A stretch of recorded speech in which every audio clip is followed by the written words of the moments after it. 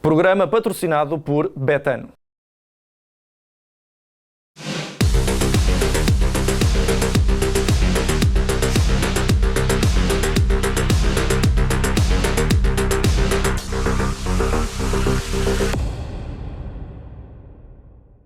Olá a todos e sejam bem-vindos a mais um Deixem-se de Tangas e de facto num contexto completamente diferente daquele do que esperávamos. Efetivamente, quando fizemos o programa de segunda-feira, esperávamos que hoje fosse exclusivamente antevisão do Clássico.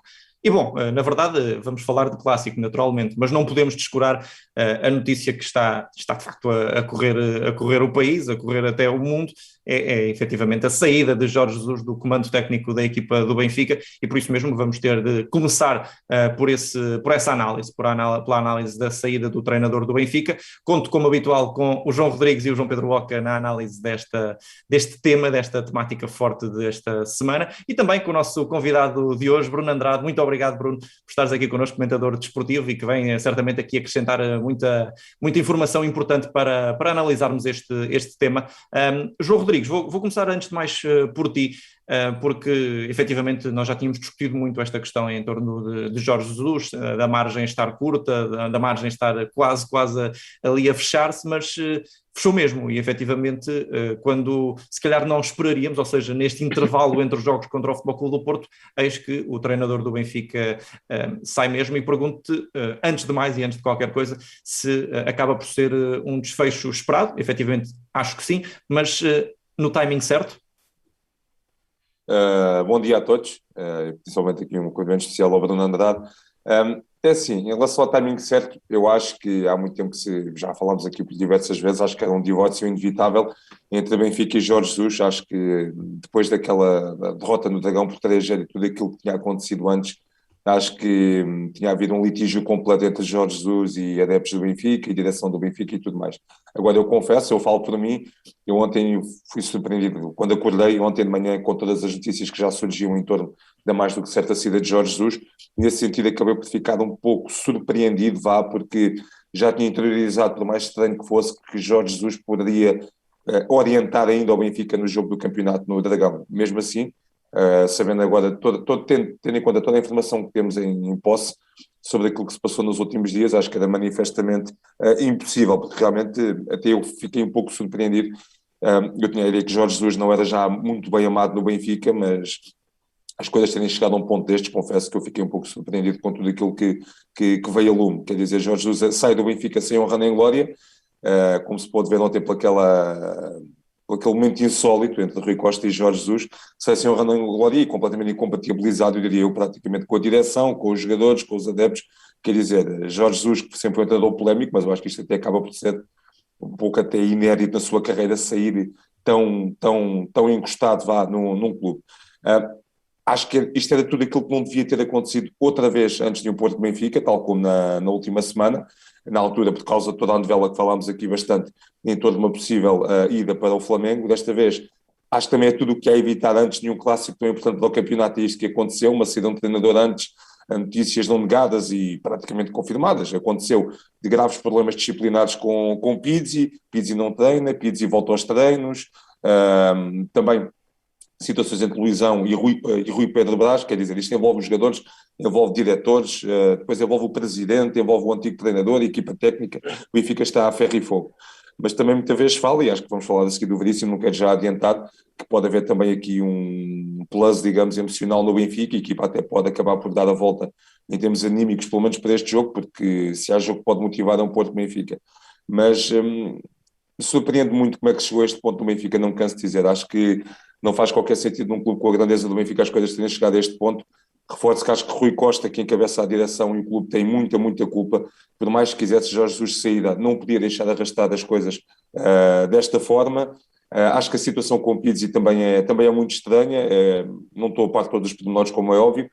Se Pizzi teve um desabafo no fim, se a coisa como temos que correr mais, temos que ser mais agressivos, isto não se admite, acho que é perfeitamente lógico, mas atenção, se confirmar que Pizzi teve apontamentos técnicos, técnico-táticos no balneário e sem Jorge Jesus lá presente, eu falo por mim, compreendo em certa parte Jorge Jesus, sinceramente, porque acho que um jogador não tem, ainda para mais ser treinador presente, estar com críticas técnico-táticas. Um jogador tem direito à sua opinião, claro, mas acho que há um momento e o contexto.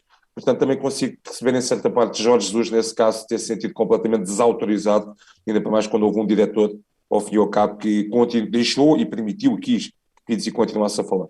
Portanto, isto foi o pior final possível para um divórcio que estava mais do que à vista. Acho que acaba por ser um alívio para os dois, sinceramente. A direção do Benfica via-se a léguas que não queria mais Jorge Jesus.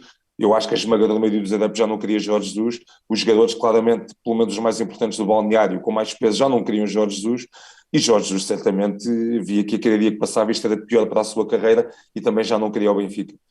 Agora, para terminar mais uma vez com a ideia principal, o timing volta a não ser o melhor para toda uma novela destas, a 2 dias antes do jogo do Dragão, uma coisa que até implicou falta de treinos, mas mesmo assim acho que mais vale tarde do que nunca, porque era uma paz tão podre, que o Benfica só tinha a perder, e acho que com Jorge Jesus lá a tendência para o Benfica poder voltar a ser goleado ou perto disso no Dragão. João Pedro, aqui o João Rodrigues já falou de timings e eu a ti pergunto-te de comunicação. Efetivamente o João já tocou também neste ponto, mas percebemos que não houve grande comunicação, ou seja, neste momento não há ligação de Rui Costa para o exterior, não houve uma conferência de imprensa como referimos, houve sim um comunicado e o tal adeus com Jorge Jesus, mas não há esclarecimento, não há aqui de facto nenhum contexto que possa ser dado, principalmente aos adeptos do Benfica. Já percebemos que efetivamente, e já falamos muito disso, dos maus resultados de Jorge Jesus, dos problemas que Jorge Jesus teve, mas vamos aqui focar também nesta questão. Parece-te que continua a direção do Benfica a não conseguir fazer essa ligação porque efetivamente não sabe o que é que há de comunicar nesta altura? Olá a todos, um abraço especial também ao meu amigo Bruno, obrigado pela presença dele aqui. Sim, em relação à comunicação do Benfica, ontem eu esperava de facto outra abordagem, sobretudo do presidente Rui Costa. Eu percebi que eles queriam de facto dar um abraço e selar aquilo que foi uma ligação que eles tiveram não só neste ano e meio, mas também nos últimos anos, em que Jorge Jesus durante 6 anos foi de facto um bom treinador para o Benfica e que deu muitos títulos e que esteve sempre ao lado de Rui Costa. Eu percebi que é uma pessoa especial também para o universo do benfiquista, apesar de agora estar de facto a dividi-lo mais do que a uni-lo, mas aquela comunicação foi de facto um bocadinho insólita, como o João dizia. Se eu estivesse, obviamente daqui é fácil falar, mas se eu estivesse naquele lugar da comunicação do Benfica e tivesse alguma palavra a dizer, eu acho que Rui Costa pelo menos deveria ter ficado ali para responder a alguma questão dos jornalistas, porque ficaram muitas questões por responder. Eu não estou a dizer que Rui Costa... E porquê é que achas que não o fez? Eu acho que ele teve novamente receio de dizer o que quer que seja e de voltar a ser mal interpretado, mas eu acho que era uma boa oportunidade para o Rui Costa de facto esclarecer uma série de coisas e falar inclusivamente do futuro do Benfica, porque obviamente que no comunicado o Benfica diz que Nelson Veríssimo será o treinador até ao final da época, mas não ficou muito claro quais é que são os objetivos do Benfica em relação ao Nelson Veríssimo. A mim pareceu-me que lhe querem dar uma oportunidade e que querem que seja o treinador não só para o jogo com o Futebol Clube do Porto, mas que pegue na equipa e que mostre as suas ideias e que mostre as suas convicções. Mas, por outro lado, ao Rui Costa não falar de viva voz sobre o Nelson Veríssimo e sobre o futuro do Benfica, vai continuar a haver especulações nos próximos tempos. Certamente que se vai continuar a falar de treinadores para o Benfica, os empresários vão continuar a mexer-se para colocar treinadores do Benfica e, portanto, essa especulação vai continuar a existir e voltará, na minha opinião, a não ser muito saudável para o plantel. Portanto, nem para Nelson Veríssimo, que quer continuar a trabalhar descansado, sem sombras, sem outras coisas por trás. Obviamente que não há todos os treinadores estão a prazo, no mundo todos, até o Ruben Amorim está a prazo, mas o Nelson Veríssimo se perde 3, 4 jogos, obviamente que não terá condições para continuar, mas se ganha 3 ou 4, obviamente que terá muito mais pujança para seguir no comando técnico do Benfica. Portanto, desse ponto de vista, a comunicação a mim não me pareceu muito clara. Eu percebi aquele abraço e não discordo dele, até acho que foi um momento, enfim, é um momento interessante de duas partes que se conhecem muito bem e que obviamente há ali uma amizade para lá Benfica e que acabaram por selar lá aqui, mas eu acho que o Rui Costa devia ter falado um bocadinho mais desse ponto de vista da comunicação. Em relação à própria saída do Jorge Jesus, eu acho que era também inevitável e que se precipitou de facto com esta questão do Pizzi e do balneário não estar com Jorge Jesus. Eu, na altura em que se começou a falar muito daquela questão do Otamendi, do Lucas, do Gilberto, já se percebia aí que havia jogadores que não estavam com o treinador, porque é um treinador que fomenta muito o confronto, é um treinador que gosta muito, de facto, de partir para as discussões. Não estou a dizer que são saudáveis ou não são saudáveis, mas é a forma de Jorge Jesus estar, toda a gente sabe, nós já falámos com inúmeros jogadores e inúmeros preparadores físicos, treinadores adjuntos, pessoas técnicas que passaram pelo Jorge Jesus, pelas mãos de Jorge Jesus, e sabemos que é assim que ele trabalha, que tem esta forma de trabalhar, e obviamente que isso cria algumas celeumas, alguns dissabores, alguns momentos de confrontação com os jogadores, e já se percebeu que os jogadores fazem falta alguns contra as opções do treinador. E obviamente, quando não se ganha, isso vem tudo ao de cima, e eu acho que é o ponto central, que é, se o Benfica tivesse a ganhar, tivesse em primeiro lugar, não tivesse perdido da forma como perdeu com o Porto, nem com o Sporting, nós estaríamos aqui a falar certamente nem da saída de Jorge Jesus, nem do descontentamento dos jogadores, porque os resultados, neste caso, é o que mais importa. Problemas há em todos os balneários, discussões há em todos os balneários, e isso aí percebo perfeitamente. É normal que o jogador como o Pizzi, com a experiência que tem e ele, e o espírito de liderança que tem no balneário, se tenha dito alguma coisa para chamar a atenção dos colegas, que de facto falharam muito na questão da atitude e na questão da intensidade. Portanto, eu não sei o que é que ele disse, mas foi neste contexto, eu acho perfeitamente normal, como o João estava a dizer. Em relação ao facto de Jorge Jesus sair agora, eu acho que, pelo timing, eu acho que, independentemente do resultado do Porto, ele teria muito poucas condições para continuar, mas nós dissemos aqui na segunda-feira, se ele ganhasse, até podia ganhar aqui uma espécie de balão de oxigênio. Acaba por ser esta a discussão a precipitar a saída, mas é um filme que já vem muito de trás, e era de facto inevitável. Só não fiquei a perceber mesmo, e nem eu nos adeptos do Benfica, qual é que é o objetivo para o futuro, e o Rui Costa poderia ter dito um pouco mais sobre esta questão. Bruno Andrade, antes de mais uma vez o meu obrigado por estares aqui também connosco no nosso programa. Vou lançar-te com dois temas até diferentes. Primeiro, e antes de qualquer coisa, a tua opinião sobre tudo isto. Já tinhas falado várias vezes, inclusivamente, sobre esta questão deste divórcio que já estava à vista entre o Jorge Jesus e Benfica. Pergunta se te surpreendeu a altura, ou seja, o momento em que tudo isto acontece. E claro, também pegando nestas palavras aqui do João Pedro, sobre a comunicação, porque é que achas que continua a equipa do Benfica, e neste caso os dirigentes do Benfica, continuam a falhar neste processo? Efetivamente os resultados não aparecem, as coisas também não estão a melhorar na relação com adeptos.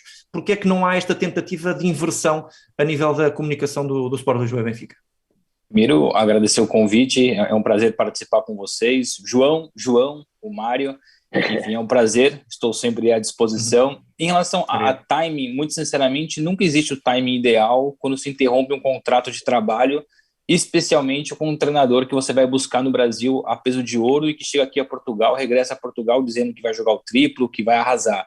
Então, muito sinceramente, o timing seria ruim a qualquer altura, não fosse, claro, em junho do ano que vem, quando fosse o término do contrato.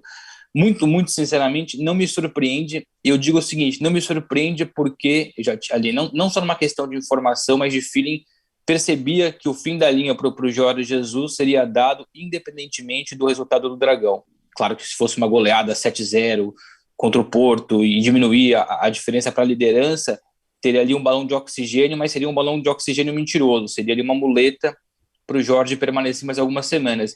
Então eu percebia muito sinceramente pelo clima que vinha se criando que o resultado do Dragão, no caso o segundo resultado do Dragão, muito por culpa do primeiro resultado do Dragão na taça, independentemente do resultado, o Jorge sairia do Benfica. Restava saber se sairia pelo próprio pé ou seria colocado para fora pelo Benfica. Houve o acordo.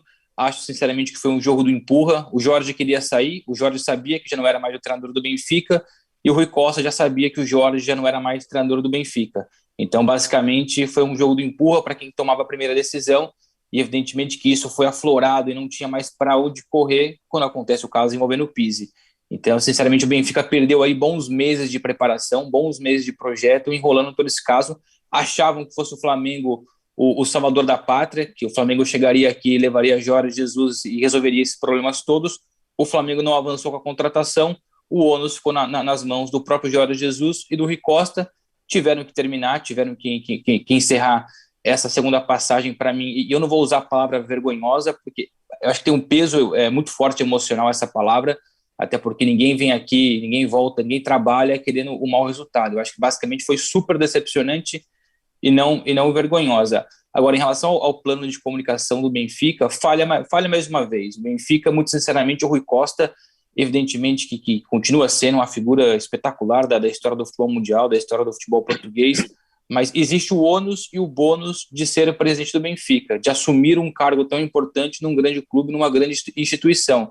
E não pode, sinceramente, o Rui Costa, a única vez que falou, desde que ele virou presidente, oficialmente, a única vez que ele falou foi para colocar mais lenha na fogueira e cobrar resultados do Jorge Jesus.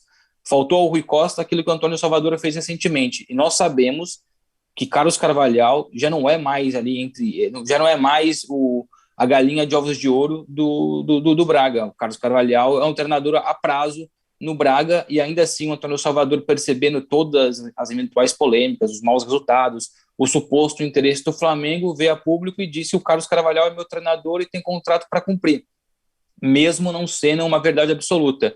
E faltou ao Rui Costa, talvez por falta de experiência no cargo de presidente, apesar de ter aí já mais de 10 anos como diretor, como vice-presidente, de tomar uma decisão, seja uma decisão pública para segurar o treinador, ou uma decisão de, olha, o treinador já não é mais aquele que eu quero, não funcionou o projeto e vou me antecipar isso. Porque assim, a gente fala que o futebol o treinador vive de resultados. O Jorge Jesus vivia de tempo. E era um tempo assim, ganhando ou perdendo, enrolava, até perceber quando ele sairia. Então o Benfica erra na forma como geriu toda a situação, o Jorge Jesus também erra da forma como geriu toda a situação, mas o Benfica é maior do que o Jorge Jesus. Então, de fato, a posição principal deveria ter sido tomada pelo Benfica, não o fez, e quando faz, nessa despedida melancólica de 2 minutos e meio, porque eu julgo que o Benfica hoje, apesar de ter passado aos oitavos da Liga dos Campeões, ainda ter condições de título na Liga, vive, para mim, das maiores crises desportivas da sua história. Quando você contrata um treinador que tem o peso do Jorge Jesus, entrega para ele mais de 130 milhões de euros num momento de pandemia, e a equipe não ganha nada, absolutamente nada, não tem nem sequer um título, para mim isso é uma crise desportiva das maiores dos últimos anos, não só do Benfica, mas do futebol português. E você não pode só em 2 minutos e meio explicar por que deu errado, dar um abraço sincero ou não sincero, artístico ou não artístico, e encerrar por ali. Era o momento do Rui Costa assumir a bronca e falar pela primeira vez de forma mais sucinta. Bruno, e até acrescentando isso que estavas a dizer, porque em relação também ao Nelson Veríssimo e ao futuro, teria sido também uma boa oportunidade para o Rui Costa publicamente dar essa confiança ao próximo treinador do Benfica. Acho que isso, mais do que explicar o passado, era tentar resolver o futuro, falar sobre o Veríssimo. E repara, e a prova imediata daquilo que estamos a dizer é que a partir do momento em que acaba a conferência de imprensa e que sai o comunicado, tanto eu como tu, jornalistas, começámos a receber: olha, este treinador não vai, aquele também não, este pode ir. Ou seja, a especulação começou logo a crescer imediatamente a seguir ao momento em que o presidente do Benfica fala publicamente. Eu acho que isto prova claramente que a estratégia foi falhada, porque se é para ser o Nelson Veríssimo, nem que seja no próximo mês, nos próximos 2 meses, eles deviam ter dado essa confiança e teria tido também a oportunidade, porque eu às vezes acho que as pessoas em Portugal, e o Ruben Amorim é o exemplo contrário disso, têm medo de assumir os erros, têm medo de assumir que falharam, que arriscaram, mas falharam. Eu acho que teria sido também uma oportunidade para o Rui Costa não é pedir desculpa aos adeptos do Benfica, mas assumir o erro, assumir a falha e dizer que a equipa vai agora tentar mudar a página, que as coisas poderão ser diferentes até ao final da época, reforçando que não só pode estar na luta pelo título, como pode estar na luta pela Taça da Liga e estar na Liga dos Campeões. Portanto, puxar também um bocadinho dos seus louros e daqui que a equipa tem feito esta época, que não é uma época perdida, e falar um bocadinho mais de confiança em relação ao Nelson Veríssimo. Acho que teria sido uma oportunidade única para isso. E o Nelson vai precisar dessa confiança, porque para mim é colocado no meio da fogueira, é um treinador que pode ser queimado, é um treinador com ambição, com futuro, basta ver o que ele tem feito com a equipa B do Benfica na segunda liga, por todo o histórico que tem no clube, então corre um grande risco, tendo ainda o Porto pela frente, um Porto muito forte em casa na Liga, que quer afastar ainda mais o Benfica da briga pelo título. O Rui Costa coloca o Nelson Veríssimo, que infelizmente ainda, para piorar toda a situação, infelizmente perdeu a mãe nas últimas horas, deve estar vivendo uma explosão na sua cabeça, e nesse momento era a hora do Rui Costa vir a público, mais do que explicar o que não aconteceu ou aconteceu com o Jorge Jesus, não só dar um voto de confiança para o Veríssimo, mas colocar à frente e assumir toda a porrada, toda a paulada que vai receber por conta dos eventuais resultados. O Veríssimo merecia isso. E o pior, é claro que a gente está gravando o podcast agora, não tenho ali a absoluta certeza se o Veríssimo vai dar a conferência. E o que passa para mim a ser um erro. Evidentemente que os clubes são obrigados, se eu não me engano, são obrigados, ou pagam uma multa se não participarem da conferência, mas o Nelson Veríssimo hoje, por N motivos particulares e profissionais, não pode ser ele a ser o primeiro a falar pelo Benfica num momento tão difícil, assim como não deveria ter sido o João de Deus a falar antes mesmo do comunicado oficial do Benfica confirmando a reunião do Flamengo com Jorge Jesus. Bom, e se calhar, aproveitando precisamente o tema Nelson Veríssimo, e me parece ser também importante de explorarmos, porque já muito escrutinamos sobre estas questões de Jorge Jesus. João Rodrigues, chamando também aqui à conversa para falarmos sobre o novo treinador do Benfica, pergunto, antes de mais, se acreditas que este é um projeto de longo prazo com Nelson Veríssimo, porque efetivamente vamos estar aqui em suposições, porque não há, como dizia o Bruno e o João Pedro, não há aqui um esclarecimento do Benfica em relação a muito mais do que não seja o comunicado, ou seja, não poderemos fazer mais do que uma especulação e uma previsão, mas sobre isso mesmo, achas que é o homem certo nesta altura para comandar o Benfica? Acreditas que vai conduzir o Benfica até a final da época e depois, quem sabe, ver se continuará ou não? Enfim, o que é que te vai na alma, o que é que pensas que pode acontecer nos próximos tempos da realidade encarnada?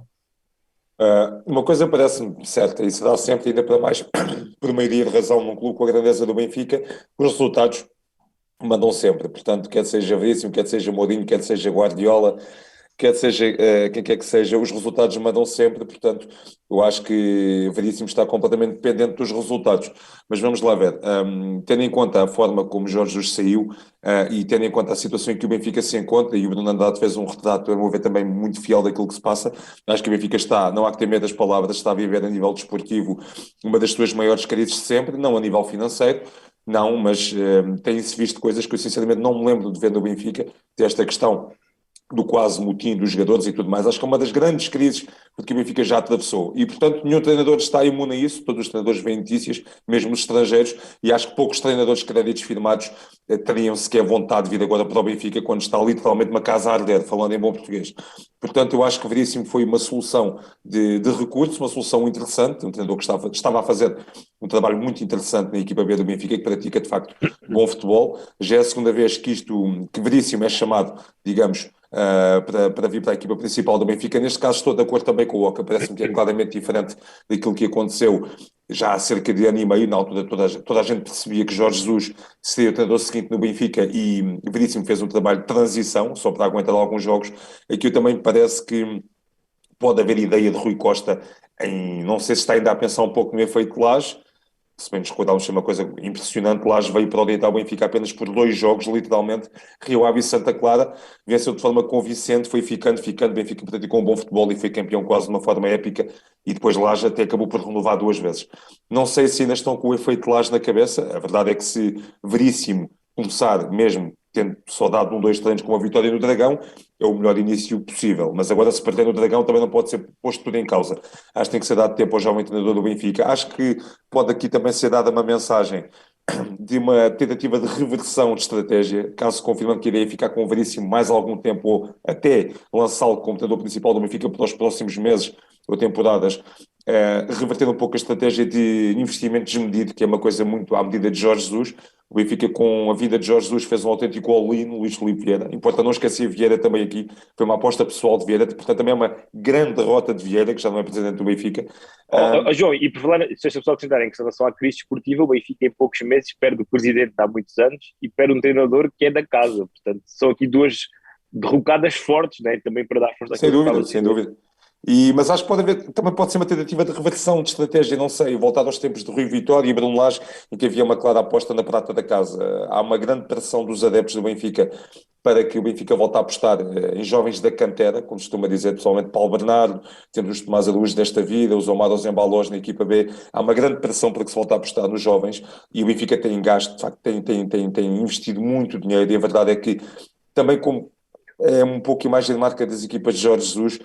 Houve muitas apostas furadas, acho que podemos já falar abertamente, apostas completamente furadas, e a verdade é que para isso mais já o Benfica provavelmente apostar na prata da casa. Mas lá está, Rui Costa com esta comunicação pífia e de facto o Benfica a nível de comunicação está um deserto autêntico. Acho que é uma coisa absolutamente impensável como é que o clube do Benfica está com uma comunicação tão inexistente neste momento. Acho que não me lembro da comunicação do Benfica estar tão mal como está agora.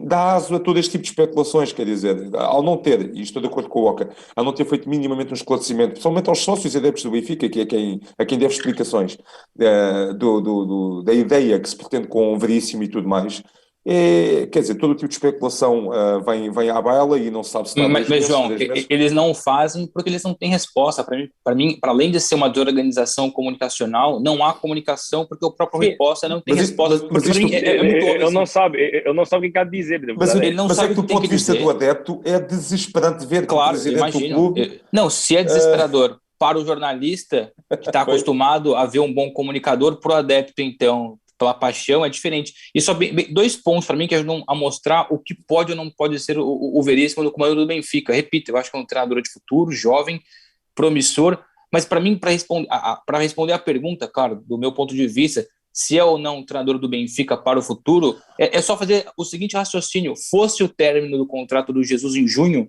como se fosse acontecer naturalmente, um término normal em junho, alguém sinceramente acha que fosse o Veríssimo o treinador a assumir ali? Não, o Rui Costa anunciaria um treinador de fora. Eu acho muito improvável que o Veríssimo fosse o treinador do Benfica a partir de junho. Eu acho que é um treinador que está sendo construído para daqui 1, 2, 3 anos se tornar o novo Bruno Lage, ou enfim, um treinador que o Benfica vai apostar. Eu só não acreditava, sinceramente, não acredito ainda que fosse ser o treinador a partir de junho. Mas pelo menos uma outra coisa, um ponto importante para mim, eu acho que o Veríssimo vai ter uma dor de cabeça a menos do que não teve o Rui Vitória, do que não teve, no caso, o Bruno Lage. Já não vai ter a sombra do Jorge Jesus. Vai poder trabalhar em paz. Essa é uma grande vantagem para o Veríssimo. Sim, só uma coisa, desculpa interromper, o Lage inicialmente, quer dizer, eu acho que o Lage teve a sombra do Jesus em mais do que um momento. Inicialmente, porque era quase público na altura, se bem se recordam, quando o Lage chegou ao Benfica, falou-se primeiro de Mourinho, mas depois, pelo menos aqui em Portugal, foi dado quase como certo Jorge Jesus do Benfica logo em janeiro. Mas o Benfica começou a jogar tão bem na altura que, pronto, foi posto de parte. Mas depois até Bruno Lage, se não estou em erro, já depois de sair do Benfica, até numa entrevista, não recordo que era uma comunicação social, uma das coisas que apontou foi que houve sempre o fantasma de Jorge Jesus em volta. Sim, e nós lembramos. Como houve com o Rui Vitória, mas houve muito mais com o Bruno Lage. Agora o Veríssimo não vai ter isso. O próximo treinador do Benfica, sendo Veríssimo confirmado e permanecendo a longo prazo no Benfica, ou quem vier depois, vai ter essa vantagem de não ter a sombra do Jorge Jesus, porque a última imagem do Jorge Jesus não o permite ser cogitado como futuro treinador do Benfica. Bruno, e em relação ao Veríssimo, João, desculpa interromper, eu acho que ele não, copiando também a estratégia Lage, e não nos esqueçamos que o Veríssimo era adjunto do Bruno Lage, portanto viveu tudo isso por dentro. Era adjunto do Bruno Lage na altura em que o Bruno Lage entra, portanto sabe perfeitamente aquilo que pode ou não fazer e aquilo que o Bruno Lage fez.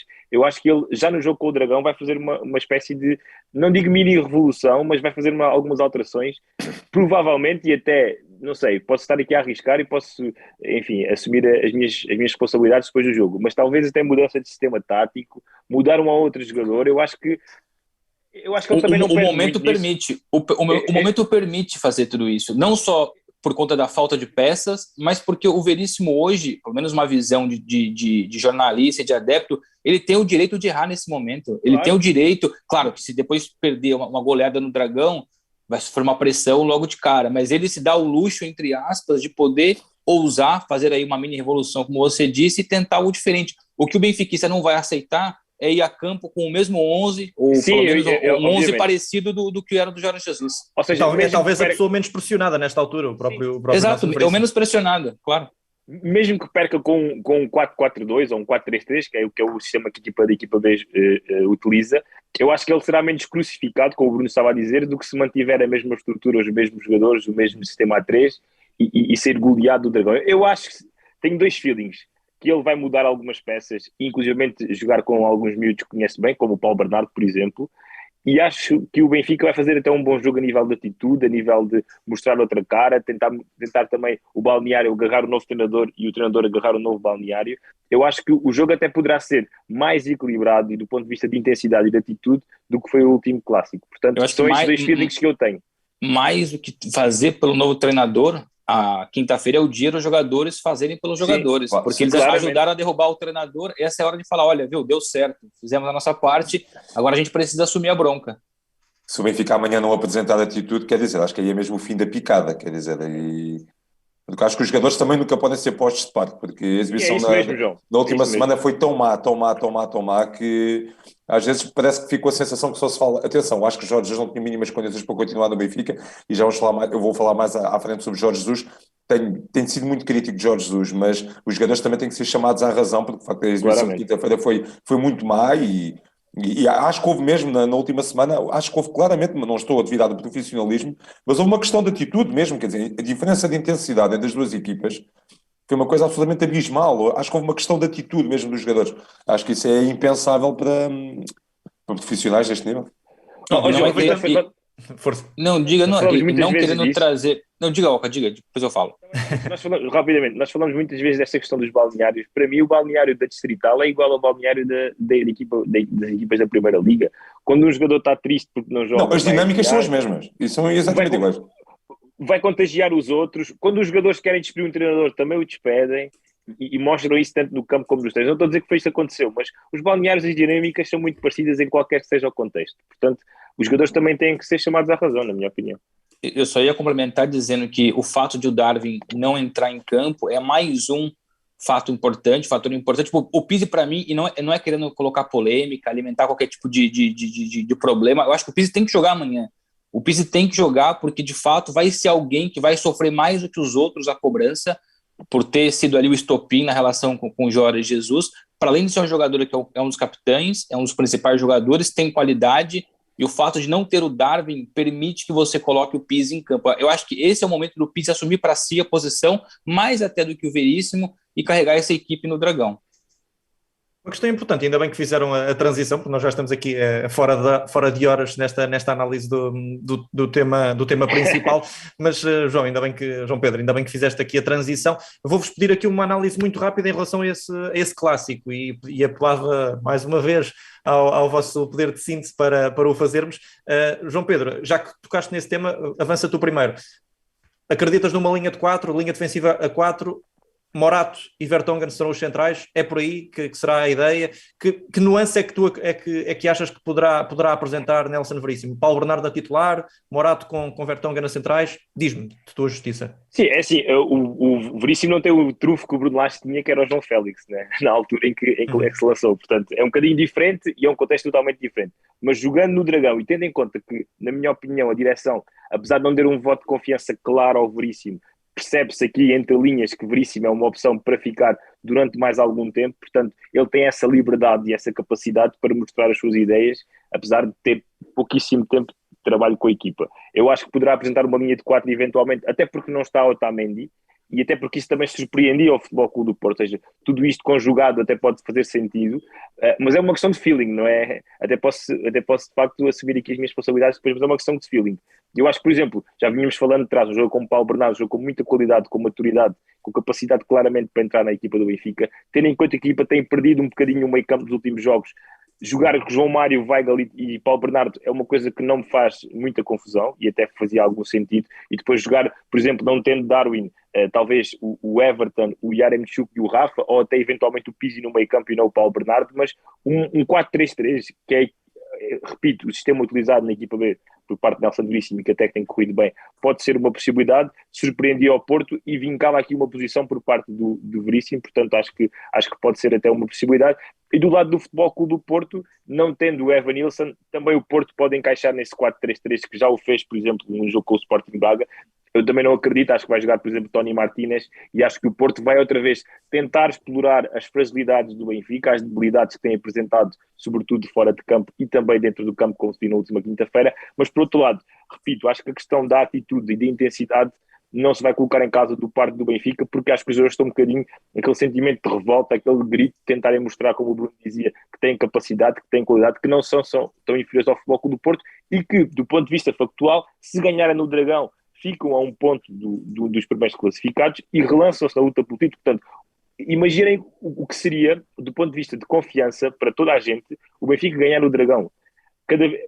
A nível de possibilidades, são de facto muito, muito pequenas, sobretudo por este contexto. Mas imaginei o que seria, e lanço essa questão para todos, o Benfica ganhar no Dragão, em todo este contexto, relançando-se na luta pelo título, tendo a Taça da Liga e tendo a Liga dos Campeões. Portanto, seria um cenário perfeito para o Benfica depois da tempestade. Não lanças não, porque já estamos com pouco tempo e já não vai ser possível. Mas, João Rodrigues, muito rapidamente, em relação ao jogo com o Futebol Clube do Porto, uns apontamentos em relação ao 11 e o que é que esperas da partida? Sucintamente. Sucintamente, o que é que eu espero da partida? Espero e tenho quase a convicção que vai acontecer, vai ser um jogo muito diferente do da Taça, para já não é um jogo eliminado, é um jogo de campeonato, e o Benfica, depois de toda a tormenta por que passou e por que ainda está a passar, quer dizer, acho que os jogadores vão aparecer de cara minimamente lavada, e acho que o Benfica vai dar muito mais luta ao Porto, quero acreditar que sim. Concordo basicamente com tudo o que o João Pedro Oca disse, acho que pode haver, também estou com o feeling que vai haver mexidas, estou com o feeling, acho que Paulo Bernardo pode ser um coelho da cartola a tirar por Veríssimo. Acho que a linha 3 de defesas centrais também acho que vai desaparecer. Pelo menos por este jogo vai, e acredito que desapareça de vez. Não estou a dizer que tem a ver com pressão dos adeptos ou não, e que também é uma das críticas que tem sido muito apontadas, e até pelos próprios jogadores, Pizzi, neste caso, o facto de Jorge Jesus praticamente nunca se desfazer a linha de 3 defesas centrais, mas acho que Vertonghen e Morato vão ser os centrais que vão jogar de início, e acho que Pizzi é uma questão interessante, pode realmente psicologicamente até fazer um grande jogo depois de ter o seu nome esteve tão em voga, e não muito pelas melhores razões que poderá ser um jogador importante. Acho que Yaremchuk também pode ser um jogador importante para alinhar de início. Não jogou no jogo da Taça. Yaremchuk é um jogador com muito poder de choque, um jogador bom no jogo aéreo, um jogador que sabe reter a bola, e no jogo destes contra o Futebol Clube do Porto, no Dragão, acho que é importante o Benfica ter uma referência destas lá na frente. Muito bem, Bruno Andrade, para fecharmos aqui esta análise do tema Jorge Jesus e do tema Benfica, essencialmente, vou-te também pedir essas considerações em relação ao jogo com o Futebol Clube do Porto, o que é que achas que poderá acontecer, e aproveitando o balanço. Nós, quando temos convidado, fazemos sempre aqui um pequeno jogo com o nosso amigo João Rodrigues. O João tem uma memória fora da caixa, fora do normal. Portanto, Bruno, mesmo que não te lembres do resultado, pedia-te que fizesses três adivinhas aqui para o João Rodrigues, de jogos, pode ser do Benfica, já que estamos a falar de Benfica, desde a época, João, ajuda-me, 93, 94, correto? 93, 94, Pronto. mas não coloques demasiada pressão. Podes dizer 3 jogos para o João dar aqui, para ver se o João acerta hoje os resultados em cheio ou não. Bom, primeiro, para responder em relação ao jogo, acho que os meus amigos Joãos responderam aquilo que eu queria responder sobre eventuais mudanças táticas, a entrada do Paulo Bernardo. Então vamos resumir numa questão de intensidade e atitude. Acho que esse Benfica, independentemente de quem entrar em campo, com Pizzi, sem Pizzi, com Paulo Bernardo, sem Paulo Bernardo, eu não vou cobrar como jornalista grandes mudanças táticas, grandes mudanças de dinâmica. A grande questão para mim vai ser a atitude, o que não aconteceu especialmente nos primeiros 30 minutos do jogo do Dragão, que foi ali que o Benfica foi controlado pelo Porto, que teve muito mais mérito, repito, muito mais mérito do que o Benfica, mas o Benfica também teve muito demérito na forma displicente e sem atenção pela forma como encarou o jogo frente ao Porto no Dragão. Sobre o desafio, olha, sobre Portugal dos anos 90, envolvendo o Benfica, é muito difícil para mim, sinceramente. Mas eu os nomes das equipas que ele chega, mesmo que ele diz se aconteceu ou não. Então jogos icónicos do Brasil, por exemplo. Ou isso. Da seleção. Não, mas ele tem que acertar o resultado, exatamente, é isso, né? É, exatamente. Então eu vou além, vou fazer uma coisa mais recente, mas que envolve o Benfica. Quanto foi o jogo? É uma pergunta só, né? Um desafio. Vamos a isso. A despedida do Léo, na Vila Belmiro, um jogo entre Benfica e Santos. Quanto terminou? Esta é recente. É recente, envolve o Brasil e Portugal, foi um particular, talvez fosse mais fácil para mim, para lembrar, e para o João. Mas agora acabaste-me... Não, esta fui apanhado mesmo sem pé. Mas sim, foi há pouco tempo, eu lembro-me. Esse foi no Vila Belmiro. O Lucas Veríssimo pelo Santos ainda. Pois foi. Homenagem ao Léo. Mas eu não lembro minimamente do resultado. Eu vou arriscar um resultado, mas vai ser tiro ao lado. Bruno, isto é raro, é que ele normalmente é raríssimo. Mas a minha especialidade não é jogos particulares. 2-2. Mas sabe o que é o pior? Nem eu lembro direito. Eu tenho uma vaga lembrança de qual foi o resultado. Mas o meu desafio com o João, não é comigo? 2-2, não. Houve empate, mas foi empate a 1. Houve empate, 1-1, exatamente. Tinha a ver que ia ficar empatado, mas pronto. Então mas meio certo. Vá, Bruno, só para ele limpar a imagem, um jogo de campeonato. Podes inventar. Benfica com alguém e diz a época e ele chega lá. Um jogo de campeonato, meu. Sei lá, quanto foi a estreia vou pegar aqui o Jonas, quando estreou pelo Benfica, quanto foi o jogo? Isso aí. Pegando um brasileiro também. A estreia do Jonas, portanto, foi o Benfica Aroca 4-0, ele marcou um gol. Ele marcou 15, 20 minutos, marcou logo. 1 ou 2? Marcou um. Ok, pronto. Esse eu não tinha a menor ideia do resultado, eu vi assim ao ar. Entrou e marcou, passado 5 minutos. Ora bem, meus amigos, agora muito, muito rapidamente, e para fecharmos aqui a análise antes de avançarmos para a zona de apostas, vou-vos pedir momento mais e momento menos do ano para vocês, ok? E hoje, efetivamente, esticámos aqui um bocadinho com o tema, mas assim era preciso, mas vou-vos pedir um momento melhor e o momento pior deste ano 2021, este que é o último programa que vamos gravar antes do final do ano. Portanto, João Rodrigues, aproveitando que já estavas aqui também a raciocinar e a retroceder um bocadinho na tua memória, diz-me, de tua justiça, momento mais e momento menos, muito rapidamente.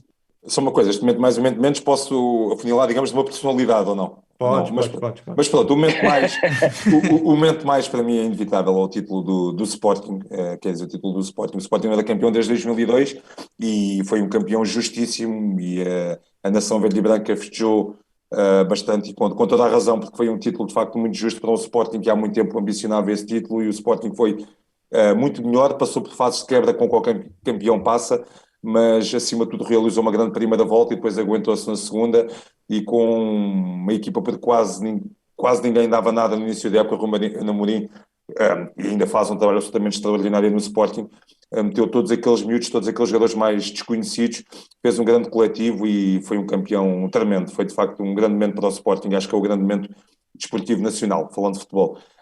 Eu acho que o momento que eu vou escolher pelo menos é este momento, porque acaba o ano de Jorge Jesus, e neste momento sentado em Jorge Jesus, que eu ia dizer há pouco e aproveito para dizer agora, não sei se vocês sentem o mesmo, mas eu acho que este pode ter sido um quase fechado de ciclo de Jorge Jesus em Portugal, por consequência no futebol europeu. Jorge Jesus, que na Europa só treinou em Portugal, portanto, há uns anos teve a hipótese de treinar o Milan, pelo menos sabe-se isso, não foi, sempre deu primazia a treinar em Portugal, mas a verdade é que esta experiência no Benfica foi tão má, e Jorge Jesus também acabou por pagar cá das palavras que disse quando foi apresentado no Benfica, em que prometeu muito mais, prometeu o triplo, nada disso aconteceu, foi um somatório de erros táticos, desconhecimento quase do futebol português, depois colou-se muito à desculpa da Covid na época passada, claro que prejudicou o Benfica, mas que bateu à porta a todos os clubes.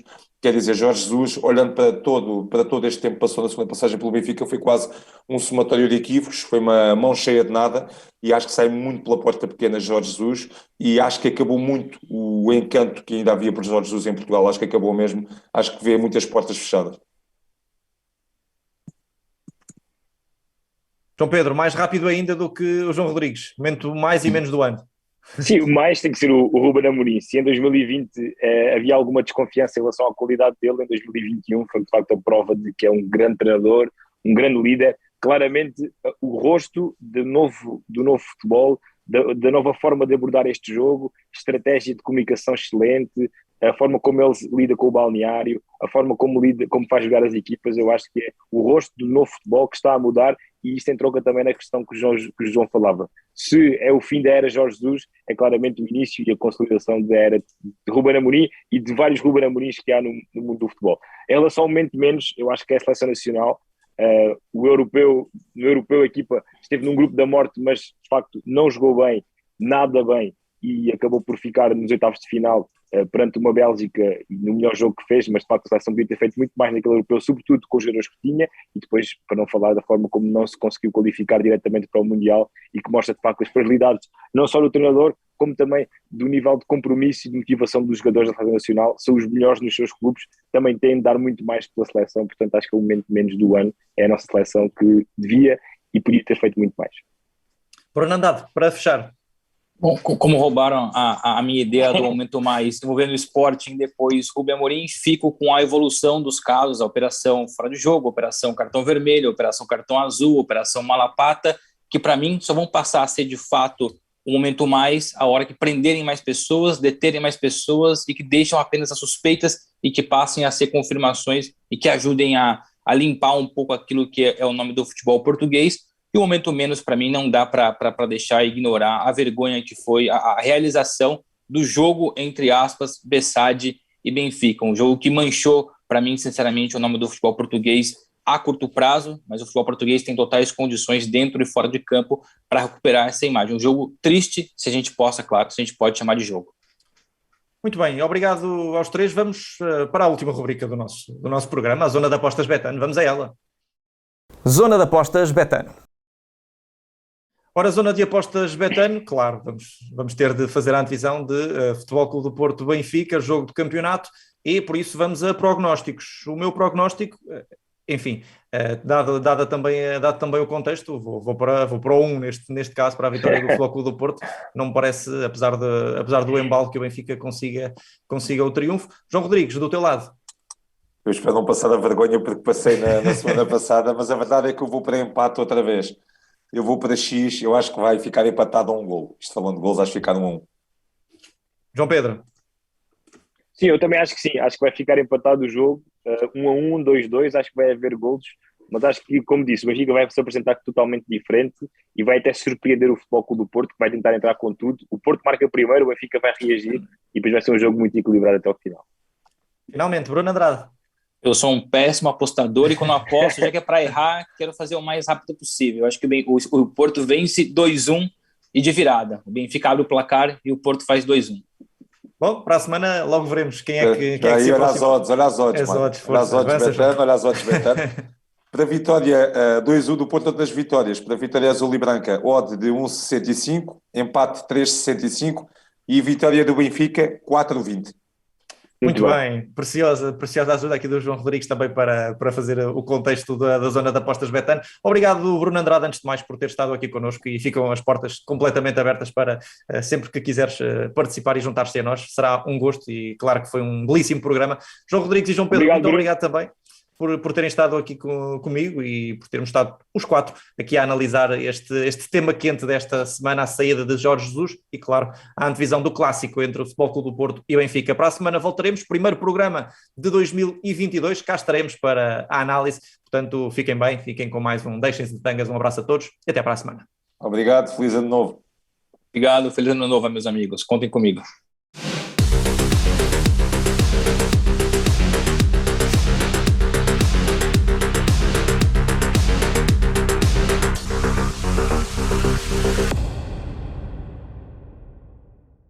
Programa patrocinado por Betano.